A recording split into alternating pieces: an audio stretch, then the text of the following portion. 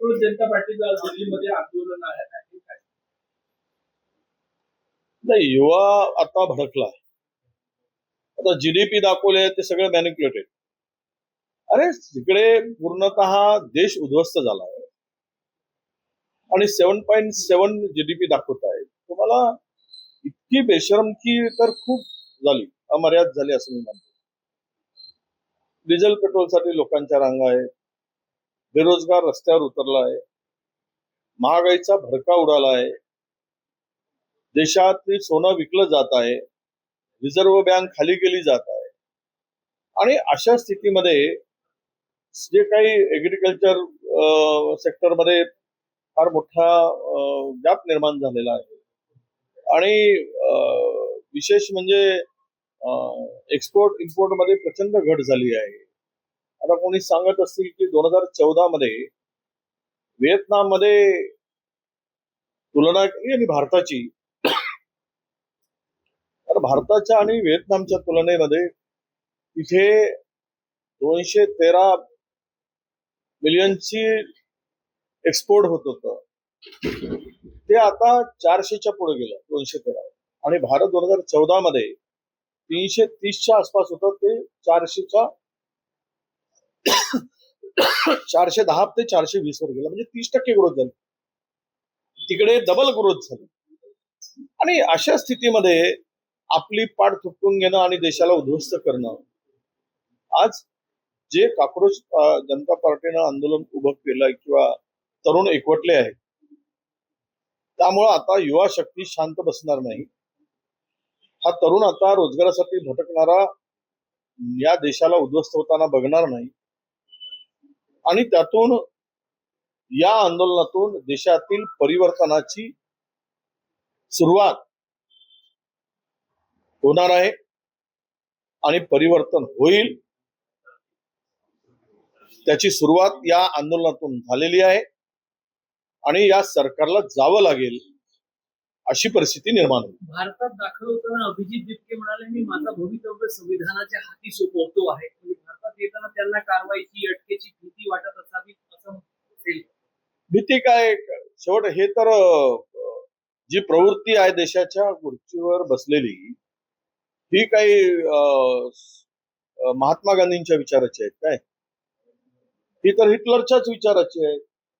तर काय लपून राहिलाय काय? काय छपून राहिलाय काय? त्यामुळे एखादा सत्यासाठी लढतो आहे, सच्चाईसाठी रस्त्यावर येतो आहे, त्याला दाबण्याचं काम गेल्या 12-13 वर्षामध्ये सगळ्या देश बघतोय. सरकार विरुद्ध जो बोलला, अरे ज्या वेळेस सीबीएसईच्या 17 वर्षाच्या पोरांना ती सोडत नाही, ज्यामध्ये सीबीएसई मध्ये त्या पोरांची भूमिका त्यांनी मांडली की जो पेपर तपासला गेला त्यात रायटिंग कशी नव्हती, अशा 3 मुलांना हे पाकिस्तानी, त्याने देशद्रोही, 17 वर्षाच्या पोराला सोडत नाहीत, असे अंधभक्त या देशात निर्माण झाले. त्यामुळं स्वाभाविक आहे की अभिजितला असं वाटणं. त्यामुळे तो संविधानाच्या दायऱ्यामध्ये, संविधानाच्या चौकटीमध्ये तो काम करतो आहे, हे त्याला दर्शवायचं आहे. सवलती दिल्या जाणार आहे, ओबीसी नेते म्हणून काय वाटतं? असं आहे, या सरकारची भूमिका ही कधीच ओबीसीच्या बाजूने राहिलेली नाही.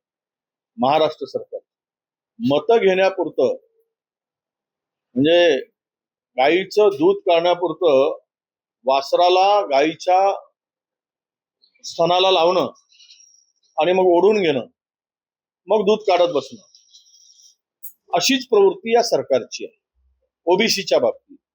आता जर सर्वांनाच या सवलती दिल्या गेल्या आणि सर्वांना जर पुढे, म्हणजे त्यामध्ये हा स्पर्धेत कसा टिकू शकेल? बरं, लोकसंख्येचाही ओबीसीचा विचार केला नाही. जेवढे तुम्ही सारथीला देताय तेवढे आम्हाला देताय. या सवलती देत असताना देशातील ओबीसी 50%च्या वर आहे, मग तेवढी तरतूद करायला पाहिजे. पार्टी, सारथी, तार्टी या बरोबरच जर पैसे मिळत असतील तर इतक्या मोठ्या समूहाचा समाजाचा कसा विकास होईल? परत त्यांना देण्याला आमचा विरोध नाही. तुम्ही SC ST प्रमाणे आम्हाला स्कॉलरशिप मध्ये 100% सवलती द्या ना. जे विलासरावांनी 50% सुरू केली होती 2004 मध्ये, विलासराव देशमुख साहेब मुख्यमंत्री असताना. तुम्ही आम्हाला 100% सवलती ओबीसी साठी द्या. याच्यात भटक्या जमाती आहेत, भटक्या विमुक्त जमाती आहेत आणि खूप गरीब समाज आहे. आणि अशामध्ये ह्यांचा इतरांना सवलती देत असताना यांची अडचण होऊ नये, यांची कुचंबना होऊ नये, हा विचार केला गेला पाहिजे. महाविकास आघाडीवरती आरोप होत आहे, महाबिनविरोध आघाडी तुमची आहे, तुम्ही पराभूत होणारे उमेदवार सुद्धा उभे करू शकत नाही. शैलेश अग्रवाल उमेदवारांना अचानक मागे घेतलं. काँग्रेसकडे पराभूत होणारे उमेदवार सुद्धा तुम्ही आणू शकत नाही विधान परिषदेमध्ये. याचं फेर उत्तर काय, तुमचं भूमिका काय? भंडाऱ्यामध्ये नाना पटोले इतकी दिग्गज नेते उमेदवार दोन्ही मतदारसंघात काँग्रेसचा उमेदवार माघारी घेऊ शकले नाही विधान परिषदेमध्ये. असा एक विकत घेणारा बाजार मांडलाय राजकारणाचा बाजार झालाय. रस्त्यावर बसून वाटेल ते घेता येतं, वाटेल ते खरेदी करता येतं असा समज नाही, अशी खात्रीच भारतीय जनता पक्षाला झाली आहे. म्हणून प्रचंड भ्रष्टाचार करून पैसे गोळा केले. सगळे रेकॉर्ड मोडले गेलेत भ्रष्टाचाराचे. हा देश विकला गेला. जो देश नाही विकणे दूंगा म्हणणारे देश विकला, देश विकून खाला. हे पैसे आले कुठून? जर हे उमेदवार विकले गेले तर कारवाई दोघांवरही व्हायला पाहिजे, घेणाऱ्यावरून आणि देणाऱ्यावरून. दोन्ही जबाबदार असतात. लाच घेणारा असतो आणि लाच देणारा असतो. जर विकले गेले त्यांची चौकशी व्हायला पाहिजे, एक गोष्ट. दुसरी गोष्ट अशी की जे उमेदवार उभे केले ते जर त्यांना एकतर उमेदवारच उभे व्हायला तयार आहे, कारण या प्रचंड शक्तीपुढे 10-10 लाख 15-15 लाखाचं जर मार्केट ओपन झाला तर कोण हिंमत करेल? शेवट कोणी ही निवडणूक म्हणजे आता काल सुधीर मुनगंटीवारांनी स्पष्टच भूमिका मांडली भारतीय जनता पक्षाच्या नेत्यांनी. ते तर हेच म्हणले की या निवडणुकीमध्ये जे काही चालतं त्यामुळे या निवडणुकाच होऊ नयेत विधान परिषदेच्या. इथे जो नगरसेवक निवडून येतो तो कोणाचाच नसतो. तो फक्त या विधान परिषदेमध्ये कोण देईल याच भूमिकेत असतो. हे आता अनेक ठिकाणी दिसून आलेलं आहे. काही प्रामाणिक आहेत, 25-30% असतील, 70% लोक विकले जातात. पुन्हा आरोप करतोय. 30% इमानदार आणि 70% बेईमान असतात पैशासाठी.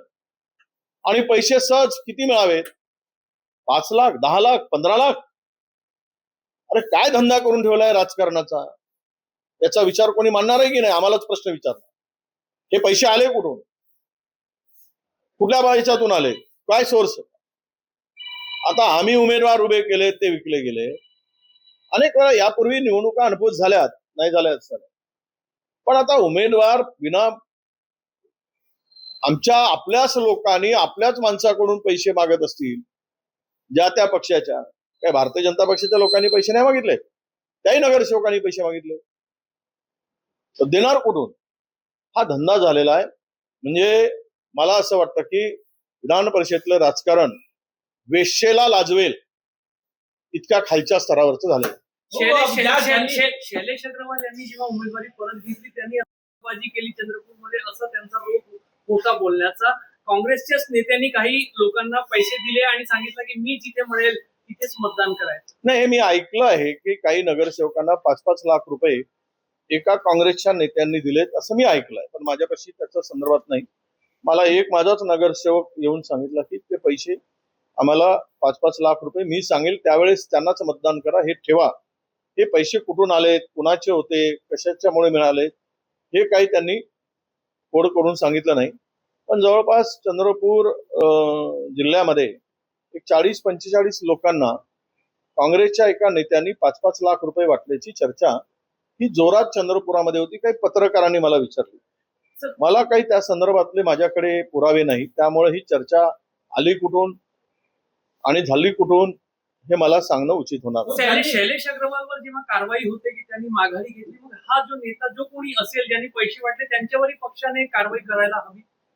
आता शैलेश अग्रवालकडे जर काही माहिती असेल उमेदवाराकडे तर त्यांनी ती हायकमांडकडे द्यावी, वरिष्ठांच्याकडे आमच्या. हे पैसे असे वाटले गेलेत आणि इथून पैसे आले, अमुक अमुक नेत्यांनी पैसे वाटले, त्यांच्याकडे माहिती असेल तर हायकमांडला कळवली तर बरं होईल. शैलेश अग्रवाल म्हटले की जे उमेदवार आहेत ते विकले गेलेले आहे. दोन्ही भंडारा आणि चंद्रपूरचे दोन्ही उमेदवार विड्रॉ केले, त्यांनी विकले गेले असं वाटतंय का तुम्हाला? नाही, आता मी माझ्याकडे काय त्यांनी दिलेले पैशाची माहिती आहे? मी काय साक्षीदार आहे? पैसे मोजताना मी होतो, पैसे देताना मी होतो. आता हे जर ज्या वेळेस अशी परिस्थिती निर्माण होते तर त्यावेळेस लोकांना स्वाभाविक वाटतं की हे विकले गेले. मी काय म्हणू, जर आता जो प्रश्न तुम्ही केला की आमच्याच एका नेत्यांनी 5-5 लाख रुपये दिल्याची माहिती चर्चा जोरात होती, त्यामुळे पुढचा उमेदवार घाबरणारच, स्वाभाविक आहे. त्याच्यातूनही त्याला अनसेक्युर्ड वाटलं असेल. पण आता मी या सगळ्या प्रश्नाचं उत्तर माझ्याकडे कुठलाही पुरावा नसताना मी देणं हे उचित नाही. महाविकास आघाडीतून बाहेर पडणार, ज्यांनी उमेदवारी त्यांना निष्कासित केलं, ज्यांनी उमेदवारी नमस्कार. महाविकास आघाडीतून बाहेर पडणार.